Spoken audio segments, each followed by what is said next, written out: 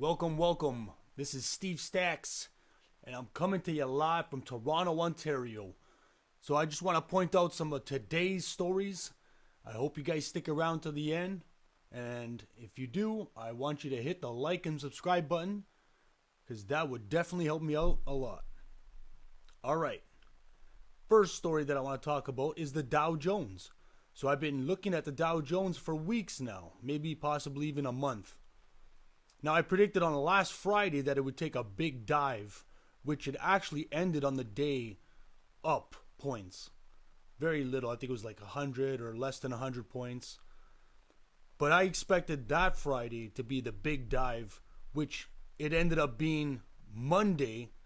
That ended up being a huge dive. And Tuesday was down. And now, as you can see, Wednesday and Thursday down again. So, definitely trending in the wrong direction.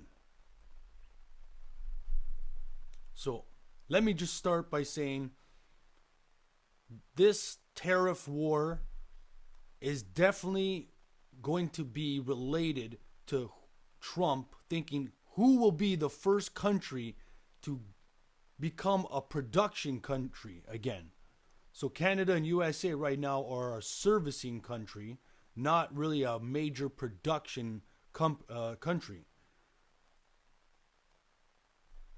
So Trump certainly wants to turn USA back into the industrial era days, where from the 1870s to just about 1900, where they were like a major production country. In 1860, the country produced 13,000 tons of steel. At one point, USA had over 200,000 miles of railway. Steel became the main product that boosted the economy, which could be the same again if Trump has his way. Because just the auto sector alone would demand such a mass amount of steel to produce all these vehicles.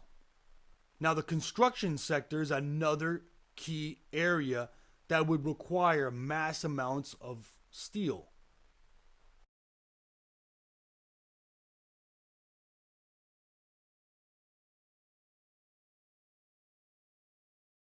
$2.8 million workplace injuries and illnesses in the private industry in 2022, up 7.5% from 2021. Up 7.5%. That means they're not doing a good enough job at making the workplace safer for workers. And if you're not seeing the government care enough about the health and safety of your workers, then why are you trying to create all this extra facilities or factories, and you can't even get the ones that you have right now right, and you're going to produce more factories and more plants for what?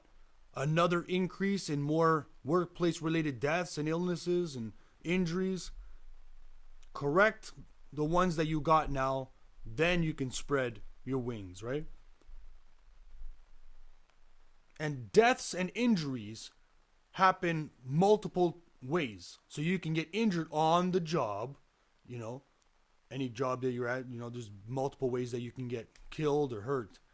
And off the job with these steel plants, off the job by air contamination. And then you get sick from, a bunch of different ways, right? Like when you got high ppm particle matter in the air, your eyes will get damaged. Your lungs are getting cut up from all this harmful, pieces of lead or whatever else is in the air. They cut sharp like blades to your lungs and then infect it with dirt. The risk of cancer for all the neighborhoods and cities that are surrounding these steel plants would definitely rise, because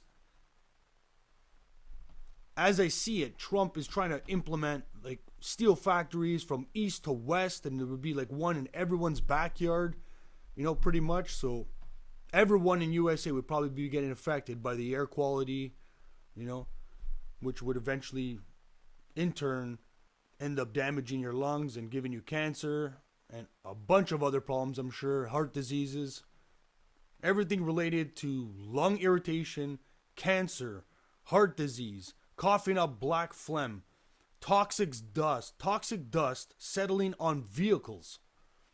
Imagine where else that would be settling. Like, it just goes everywhere, from your hair right down to your toes.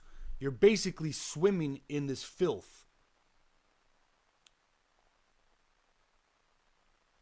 Trump wanting an industrial revolution would do more harm than good, because the time it would take to restructure America, would just take too long. It would take too long to form new trade deals. It would take too long to build all these extra plants and increase production that much. It would take way more than 4 years, okay? And he's going to try and, say it's going to take 4 years or less. We all know that's BS. So just based on that alone, that he's lying right through his teeth, okay? Like I said in my other video, everything this man says from this point on is a lie unless he could start proving things. I want him to say something that he thinks is true and then prove it the day after, right? So Trump, to me, looks like he's on his way to acting like, the presidents in 1800, okay? So we've seen this movie before, Trump, and so did you. There's a thing called the 1807 Embargo Act. So this act here did not end well for the Americans.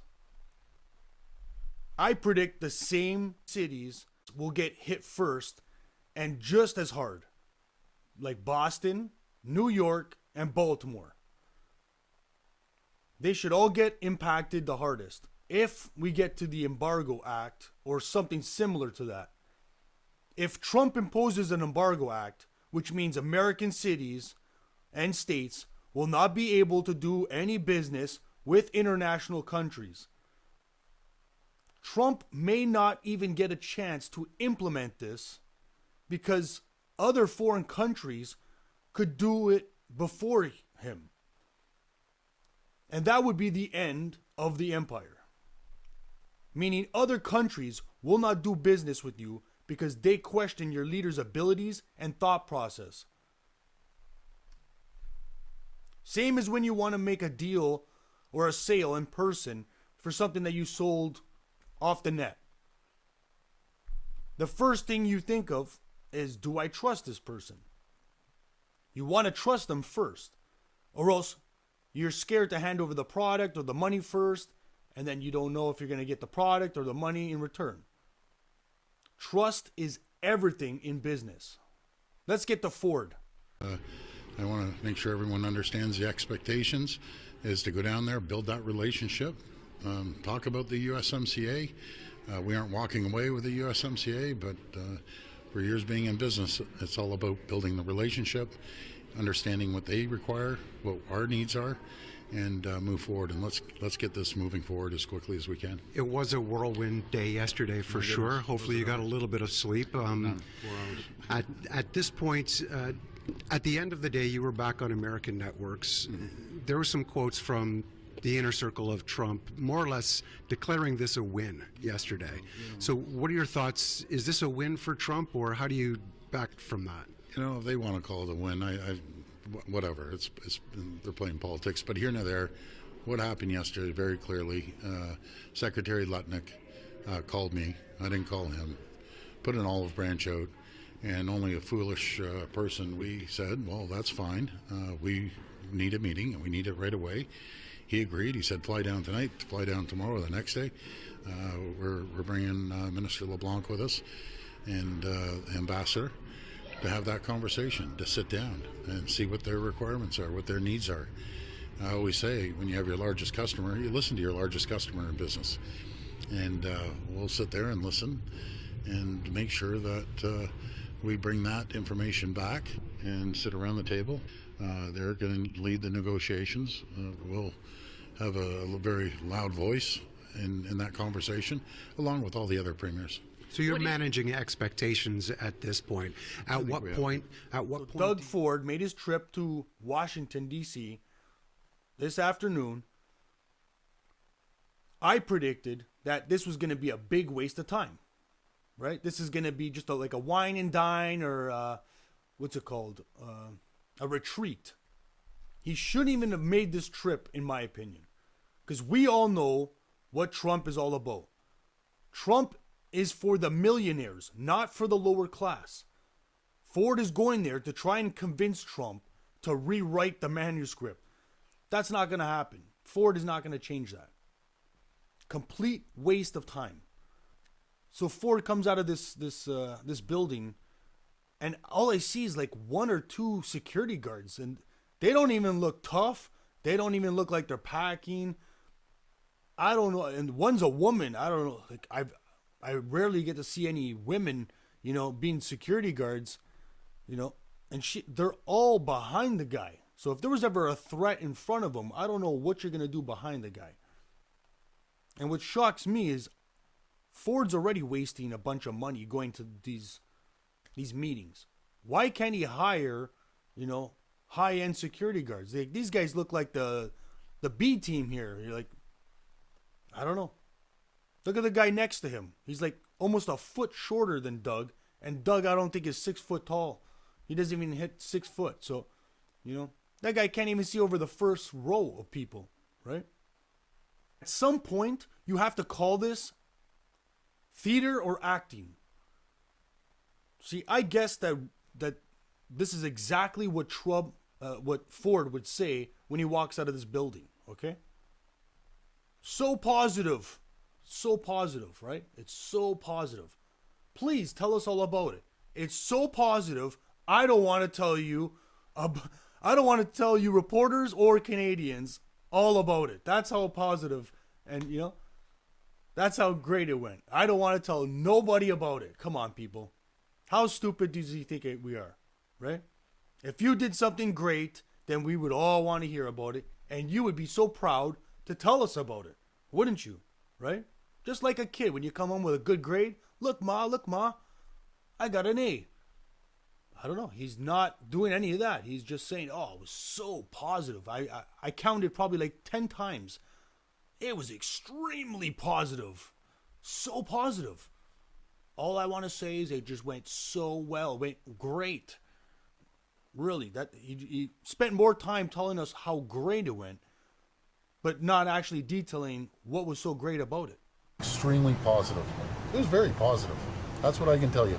It was very, very positive on both sides of the very, very, very, very, very, very positive. It was very positive. That's what I can tell you. It was very, very positive on both sides of we had a very, very productive meeting. Obviously, very, very, very, very productive. Very, very productive meeting. Obviously, productive. That was an extremely productive meeting. It was very, very good. Premier Ford, do you want to tell us how it went in there? How'd it go, Premier Ford? I will. Just give me 2 seconds. Thank you so much. First of all, thank you so much. We've had a very, very productive meeting. Obviously, a very long one too. We know that we're very close partners for many, many years. We want to make sure we continue building on that relationship. We feel that the temperature is being lowered. We feel the temperature is being lowered. And we've also agreed that we're going to have another meeting next week. And I think it's going to be very productive as well. We want the best outcome for both countries. We're like a family. Sometimes there's tension between families, but that was an extremely productive meeting. And I just want to thank. I'm feeling very positive, and I just look forward to reaching out again next week. But this, I can honestly say, was the best meeting I've ever had coming down here. Why bar do you none. say that? Why? Well, because I feel and I keep saying we feel like the temperature's come down. How so, I'm though? I'm not commenting on their behalf. We also know we're an extremely important trading partner, I'd say top tier in the world to the United States, and how we can continue working together to support each other. And I know it's still going to be moving forward, and we'll get there. But there'll always be bumps in the road. But it was very, very productive. Bottom line, nothing is done yet, right? Everything is still on, right? I'm sorry? Nothing has been stopped. There's still No. But tariffs it was threatened. there's, I don't call them the threats of Katie. Next week, we got a lot on the table back and forth. But it was very, very good, very civil, very going back and forth. So I just appreciate the opportunity. And I'm grateful that we're able to do this rather than going back and forth, tit for tat. Premier, how do you take Commerce Secretary Lutnick at his word when he says something very different to his American audience when he appears on Fox News? Once again, he mocked Canada, he mocked you, he said that Donald Trump taught you a lesson, and that's why you backed down. How do you deal with that type of tone when it's coming from the U.S.? Well, I can't comment on Secretary Lutnick, what he says. All I know, first time we had an opportunity to sit right across from the table from him, look him square in the eyes, and had a great conversation. It was very positive. That's what I can tell you. It was very, very positive on both sides of the Your trucks go back on. Will you tariff electricity? So the energy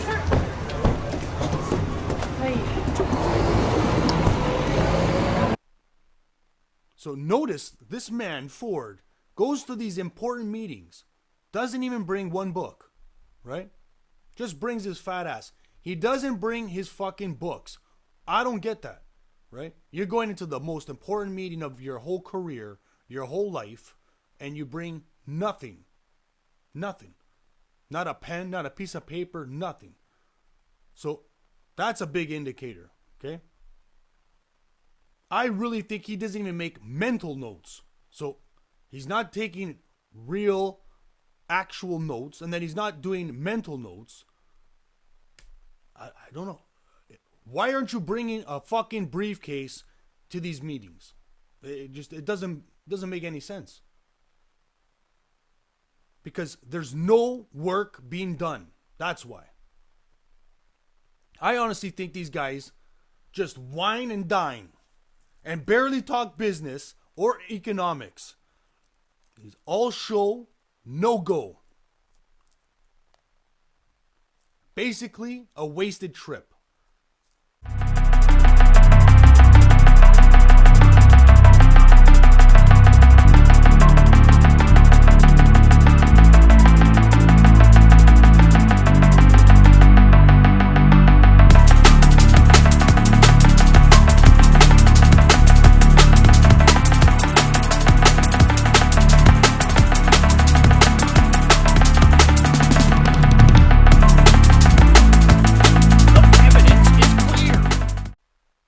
So he's trying to make us believe. And he goes, oh, we're just pushing in the right direction. Or he says something else, but it's along those lines, right? We're making baby steps. There's no baby steps being taken, okay? This is a black and white thing. You go there and you stop tariffs, or you make a deal and that's it, right? So he's trying to make us believe, oh, it's going to take probably like another 4 or 5 months. But, as long as we're making baby steps, and as long as I get to do like a trip every month to USA, it's like I'm on a retreat. It's like this is a joke, man. So on to my final thought. To me, it sounds like this is a lose-lose for USA. You're going to lose your best friend, an ally. And if Trump gets his way, and you increase steel plants and coke plants or whatever, you will have a lower life expectancy due to the air pollutants. So I don't know the numbers, but if Trump is planning on ramping up production that much, you could have a coke plant or a steel plant in almost every neighborhood, in almost every neighborhood's backyard. Okay? So I ask you this. Even if he puts a little extra money in your pockets, is it really worth it when you're too sick to enjoy it? This is Steve Stacks. I got a public service announcement to make. Campbell's Soup is not Canadian. My local grocery store is trying to push it's a Canadian product. Take a look here. These are the investors, BlackRock and all these other big investors. They're all American, okay? So the company is owned by over 50% of these major investors, okay? Even though it is made in Canada over here, the money eventually funnels back to USA. So if you're out there and you're wanting to boycott an American company, Campbell's Soup is that company. Don't let this fool you, because, you know, I don't know how they didn't find this out, because all it took for me was, 2 minutes of Google searching or searching on the internet to find out, you know, who are the shareholders. That's how you find out if this company is more American than Canadian, okay? Look at the can here. You know, it says it's Canadian a little bit, you know. It shows the Campbell's Soup Company Canada. It shows the .ca website. But take a look there where it says product of USA. So this grocery store, all they have to do is pick up this fucking can and look and see it says produced or product of USA. You don't even have to do all the investigating that I did, right? It's crazy.